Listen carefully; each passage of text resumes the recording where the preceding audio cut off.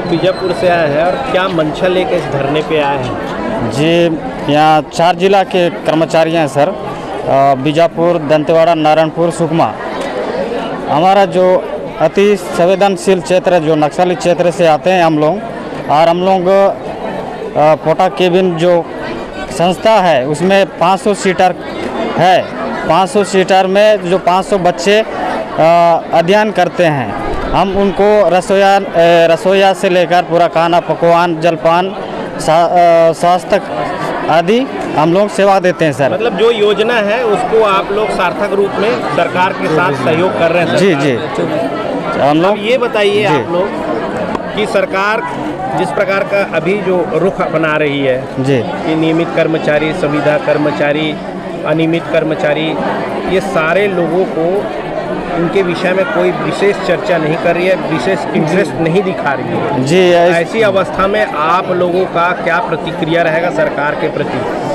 Sir चुनाव सामने है, जी जी, स्पष्ट कर दे रहा हूँ मैं आप लोगों को। सर हम लोग तो नक्सली क्षेत्र से आते हैं सर, और हम लोग 12 घंटे से अधिक जो देखिए, नक्सली क्षेत्र हो या ना हो, जी, आप लोग राज्य के मतदाता हैं और जी, कर्मचारी हैं, उस नाते बताइए जी, ये आवाज़ जो है सरकार तक पहुंचेगी जी, और सरकार कोई प्रतिक्रिया दे, इसलिए आप कोई ऐसा सार्थक तथ्य दें जिसके वजह से सरकार मजबूर हो आप लोगों को नियमित करने के लिए।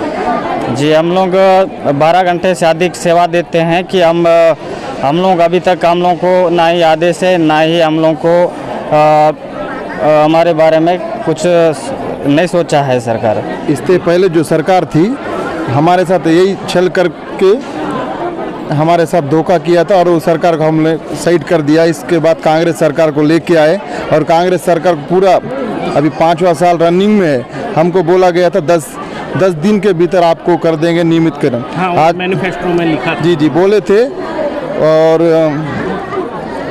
5 साल गुजर गए हैं। 5 साल गुजर गए, अब तक हमारे बारे में ना कुछ बोल रहे हैं सीएम सर, और कुछ नहीं कर रहे हैं हमारे बारे में। क्या आप लोग क्या करने वाले हैं स्पष्ट अभी देखेंगे, आगे नई सरकार को चुनेंगे। देखोगे सरकार को? देखेंगे सर, उतने दूर से आए हैं अभी।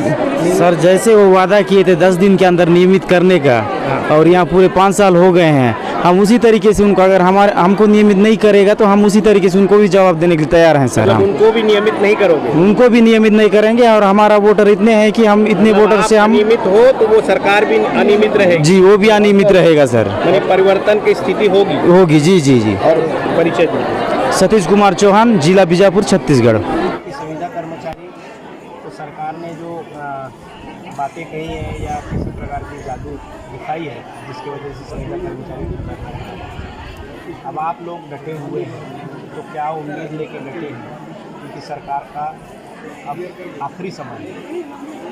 उम्मीद पर तो दुनिया कायम है। अब हम लोग उम्मीद कर रहे हैं कि हम शासन प्रशासन को लगातार ज्ञापन दिए हैं, और हमारा एक अंतिम उम्मीद है 15 अगस्त को लाल किला ये संयुक्त संविदा कर्मचारी तो चले गए, अब अनियमित कर्मचारी कौन सा बम फोड़ने वाले हैं? उस समय के हिसाब से उस पर विचार किया जाएगा। हम लोग तो अभी लड़ाई लड़ रहे हैं, लेकिन हम 15 अगस्त तक और इंतजार कर रहे हैं। और समय का इंतजार? हाँ जी, 15 अगस्त तक हम इंतजार करें, उसके बाद आगे की रणनीति हम लोग विचार करेंगे। मतलब 15 अगस्त को भारत का ध्वजा स्वाधीनता दिवस मनाएंगे, उसके बाद फिर अपनी स्वाधीनता खोजेंगे? क्योंकि एक उम्मीद है हमारे मुखिया से कि 15 अगस्त तक हो सकते हो झंडा फहराने के बाद अगर कर्मचारियों के लेकर कुछ घोषणा कर दे तो उसका भी हम इंतजार कर लेते हैं। उसके बाद फिर हमारे कर्मचारी संगठन के द्वारा विचार किया जाएगा कि आगामी हमें क्या करना है। मेरा नाम भूपेंद्र कुमार साहू, प्रदेश अध्यक्ष किसान संगठन। कर्मचारी खेमे से बहुत सारी बातें सामने आई हैं। अब बात यहाँ आकर अटकता है कि जिस प्रकार से देश की सरकार और कांग्रेस की सरकार राज्य में कर्मचारियों के प्रति जिस प्रकार का रवैया अपना रहे हैं, क्या इस रवैये से आप लोग संतुष्ट हैं? नहीं, इस रवैया से हम लोग संतुष्ट नहीं हैं, क्योंकि जिस प्रकार भूपेश बघेल की सरकार है वो किसानों के लिए, अन्य लोगों के लिए, आम नागरिक के लिए काम कर रही है, अच्छी बात है, मगर हम लोग के लिए कुछ नहीं कर रही है सरकार। तो हम लोग आने वाले समय में, जैसे हमारे प्रदेश अध्यक्ष जी बताएं कि 15 अगस्त के बाद में हम लोग को एक विश्वास है कि 15 अगस्त में हो सकता है कुछ बड़ा ऐलान हो जाए, इसीलिए हम लोग रुके हैं, इंतज़ार कर रहे हैं। अगर इसके बाद में कोई कार्रवाई नहीं होती है या हम लोग के पक्ष में कोई बात नहीं होती है तो हम लोग एक बड़ा उग्र आंदोलन करेंगे, जिसका सरकार को अभी तक आभास नहीं है। जिस प्रकार से ये हो रहा है, सब लोगों को दे रहे हैं, बस ही हम लोगों को भी कर दे, यही हम लोग चाह रहे हैं सरकार से। देखिए, सरकार ने अच्छा काम भी किया है, आंगनबाड़ी को बड़ी राहत दी, मितानी नारियों को भी बड़ी राहत दी है, और सबसे बड़ी राहत तो किसान को दिया है। तो उनका मानना है, उनकी सरकार का मानना है और उनका मानना है कि अगर किसान, राज्य के किसान को अगर खुश किया जाए तो सत्ता हमारे हाथ में। बीच में कर्मचारियों का क्या रोल है? देखो क्या है, किसान के हाथ में है, ये चीज़ मार रहे हैं। किसान के साथ में कर्मचारी जाके उनके खेतों में, उनके घरों में क्या योजनाएं हैं सरकार की, क्या क्या करना चाहिए, कैसे किसान आगे बढ़ेगा, इस उद्देश्य को लेकर एक कर्मचारी और हम लोग आत्मा से जुड़े हुए किसान मित्र हैं, जो किसानों के घर घर जाके किसानों को बताते हैं कि ये दवाई इस समय डालो, वो उस समय डालो, ऐसी पूरा योजनाओं की जानकारी देते हैं। बड़ी गड़बड़ी कर सकता है चुनाव। हाँ, कर सकते हैं, कर सकते हैं। किसानों के लिए किया है, किसानों के लिए किया है, मगर किसान मित्रों के लिए नहीं की है सरकार। तो ये सरकार की जो महत्वपूर्ण योजना किसान तक पहुंचती है, वो आपके माध्यम से, हमारे माध्यम से किसान की जो योजना है वो पूरे धरातल में किसानों के घर घर में जाके हम लोग पहुंचाने का काम करते हैं। मैं गौतम वर्मा, राजनांदगांव जिला से हूँ, डोगरगांव ब्लॉक अध्यक्ष। जिसको लेकर के भूपेश सरकार बहुत संजीदा है और उनको बेफिक्री है कि किसान को हमने बड़ी सौगात दी है, कर्जा माफ़ किया है, बहुत सारी योजनाओं का लाभ दिया है किसानों को, और उसके बल पे सत्ता हासिल कर लेंगे। मगर आप तो किसान मित्र हैं, आप नाखुश हैं कि सत्ता हासिल हो सकती है ऐसी स्थिति में? छत्तीसगढ़ में आर्यों की कमी होने के कारण जो कृषि से संबंधित जो कार्य होता है वो किसान मित्रों के माध्यम से हो रहा है, और फसल के माध्यम से जिस प्रकार से किसानों को अभी तक लाभ होता रहा है, और आप लोगों के हड़ताल में आने से किसानों को बड़ा नुकसान हो सकता है, सरकार को प्रभाव पड़ सकता है। क्योंकि आज गांव में जो किसान से बात करो वो किसान मित्रों की जानता है कि आर्यों को कोई नहीं पहचानता, क्योंकि आर्यों को पूरा कमी है पूरा छत्तीसगढ़ में। आज जो भी किसान अगर पूछोगे तो किसान मित्रों के माध्यम से पूरा काम हो रहा है। जैसे सम्मान निधि का काम हो रहा है, जैविक खेती का काम हो रहा है, मिलेट्स को जो भी लॉन्च किया सरकार, ये सब किसान मित्रों के माध्यम से हमको प्रशिक्षित करता है, और हम लोग गाँव में घर घर जाकर किसान मित्रों के माध्यम से किसान को बताते हैं।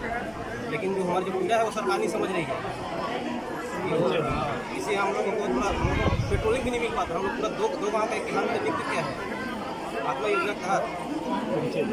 मेरा नाम नितेश कुमार साहू, मैं जिला से किसान मित्र। इनके साथ जो है भारतीय जनता पार्टी के गौरी शंकर जी भी मौजूद हैं। इनकी आवाज़ को बुलंद करने के लिए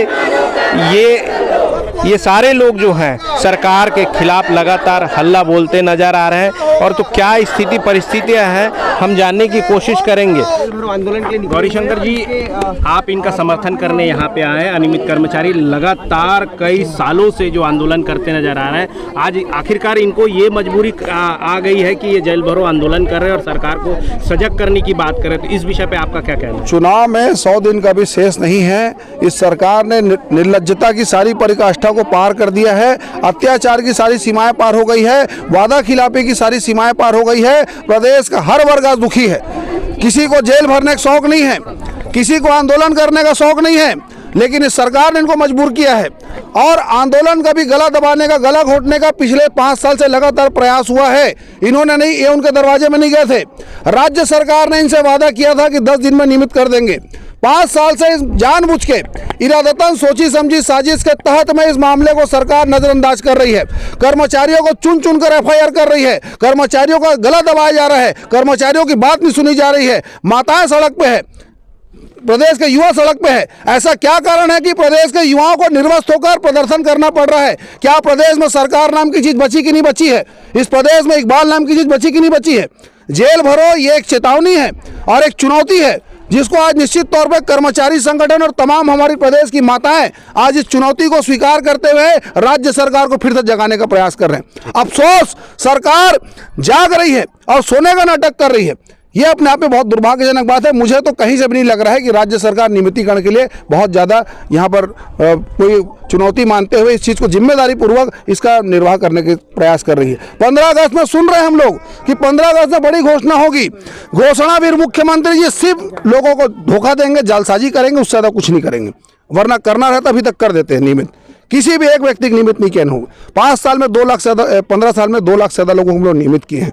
इसलिए लड़ाई को हम लोग लड़ते हैं, सड़क पे भी लड़ रहे हैं, सदन में भी लड़ रहे हैं, आम जनता की अदालत में भी हम लोग जा रहे हैं। हमारी लड़ाई पुलिस से नहीं है, हमारी लड़ाई सरकार के वादा खिलाफी से है। ये वो दोगले लोग हैं जिन लोगों ने प्रदेश की माताओं को सबसे बड़ा धोखा दिया। इतिहास का सबसे बड़ा झूठ बोलने वाला मुख्यमंत्री हमको मिला है, इसलिए अब अनियमित ये सरकार होने जा रही है। 2-2.5 महीने बाद जब चुनाव जाएंगे ये सरकार अनियमित हो जाएगी। ये कर्मचारी वर्ग ये भी बोल रहे हैं कि हम अगर नियमित नहीं तो सरकार भी नियमित नहीं। इस विषय पर क्या कहना? निश्चित तौर पर कर्मचारी अपने अस्तित्व की लड़ाई लड़ रहे हैं और ये अंतिम युद्ध है। अब अंतिम प्रहार 2.5-3 महीने बाद होगा। सरकार को अब तय करना है कि अपनी दशा दिशा क्या तय करनी है। अभी भी कुछ नहीं बिगड़ा है, अभी भी बैठकर बात कर ले, इनको इनका अधिकार दे दे। नहीं तो निश्चित तौर पर अनियमित होने से तो कोई नहीं रोक सकता। कोई माई का लाल इस सरकार को नहीं बचाएगा। प्रदेश की माताओं ने कसम खा लिया है और प्रदेश की माताओं ने अगर कसम खा लिया है तो सरकार पानी बुरे हुए नहीं बचेगी। पूरी तरह सरकार को उखाड़ फेंका जाएगा। ये आज सारे कर्मचारी आज यहाँ पर संकल्प लेकर जाएंगे यहाँ से। धन्यवाद।